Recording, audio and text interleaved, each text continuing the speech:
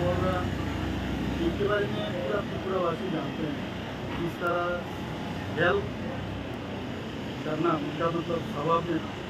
कोई भी समस्या होगा लोग जाते थे उनका घर के सामने तो गेट नहीं खुला रहता, उसमें हमेशा लोग जाते हैं।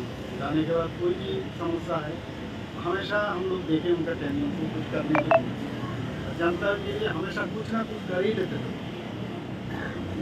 और ऐसा जननेता मेरे ख्याल से त्रिपुरा में हमने तो देखा नहीं। और जब जो मिनिस्ट्री हुआ था उसमें वो मिनिस्टर भी रहा, और जैसे भारतीय जनता पार्टी में उन्होंने जब ज्वाइन किया उसके बावजूद भी उन्होंने दो बार मैंने अभी भी ये विधानसभा का मेंबर बने, सदस्य बने।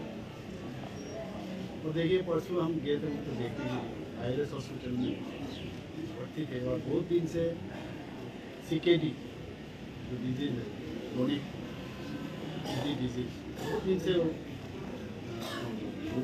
सफर कर रहे थे। तो लेकिन उस दिन जब गए थे हम देखने के बाद एक ही बात उन्होंने मेरे ख्याल से मेरे साथ ही लास्ट बात की, बोला अरे मैं मरूंगा नहीं, चिंता मत करो। उसके बाद तो मैं भी डॉक्टर हूँ, मैं देख के थोड़ा सा डाउट मिला। उसके बाद हम लोग का बेटर ट्रीटमेंट के लिए खुद उनका फैमिली से कह रहे थे बेटर ट्रीटमेंट के लिए बाहर में अगर भेजा जाए तो हम लोग सब पूरा बंदोबस्त किए हैं, एयर लिफ्टिंग हुआ।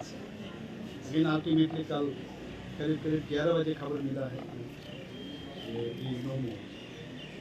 तो त्रिपुरा में एक सन्नाटा जिसको कहते हैं सन्नाटा महसूस हुआ।